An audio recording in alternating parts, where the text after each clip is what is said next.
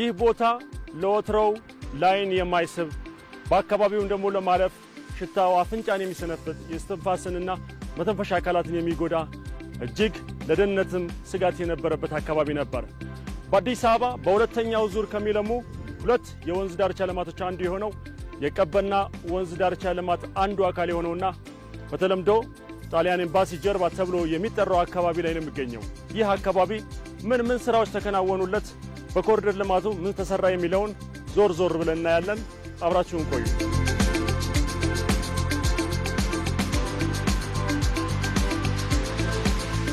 በዚህ በቀበና ወንዝ ዳርቻ ልማት ከተሰሩ ስራዎች መካከል ነዋሪው ክረምት ከበጋ ሳይቸገር የሚሻገርበት ድልድይ አንዱ ሲሆን ከዚህ በተጨማሪም የወንዙ መጠበቂያና ስነ ምህዳሩን የሚያለሙ አረንጓዴ ልማቶች ተከናውነውለታል።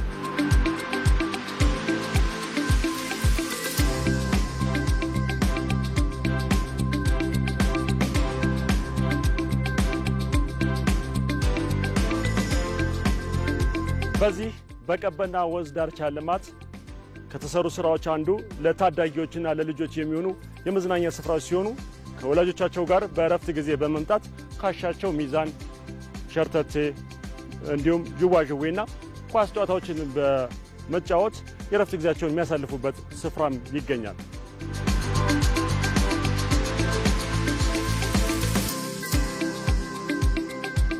አሁን የምንገኝበት የቀበና ወንዝ ዳርቻ ላይ ነውና የወንዝ ዳርቻ ልማትን የሚያስተባብሩት እርስዎ ነዎት።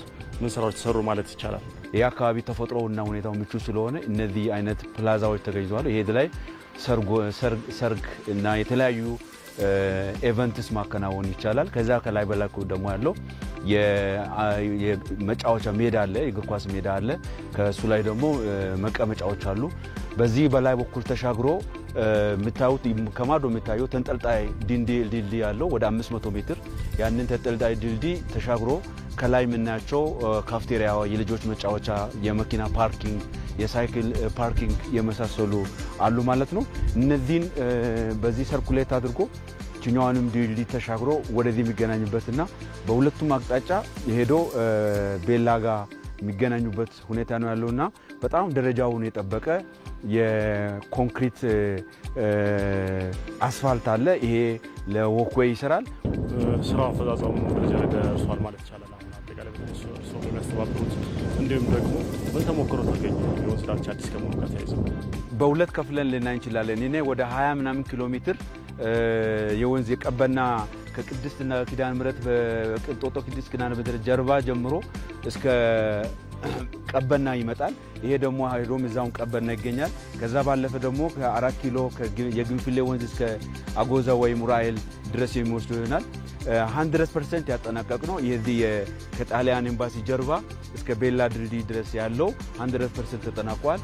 የግንፍሌ ደግሞ 3 ኪሎ ሜትር ነው። እሱም ከ4 ኪሎ እስከ አጎዛ ወይም ኡራኤል ድረስ ያለው ከሞላ ጎደል 99% አካባቢ አጠናቀናል። የማጠቃለያ ስራ ነው የሚቀረን።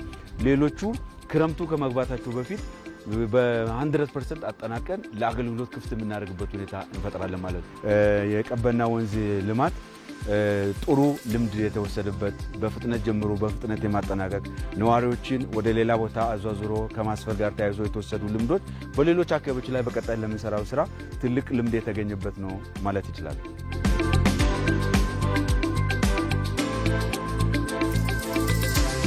በሁለተኛው ምዕራፍ ከሚገነቡ የወንዝ ዳርቻ ልማቶች አንዱ በሆነው የቀበና ወንዝ ዳርቻ ልማት በተለምዶ ጣሊያን ኤምባሲ ጀርባ አካባቢ የሚገኘው ይህ ተንጠልጣይ ድልድይ አንዱ የስራው አካል ሲሆን ይህ ድልድይ ለቱሪስት መስህብነት ከማገልገል ባሻገር ከወንዙ ግራና ቀኝ ለነበሩ የህብረተሰብ ክፍሎች እፎይታን የፈጠረ ነው።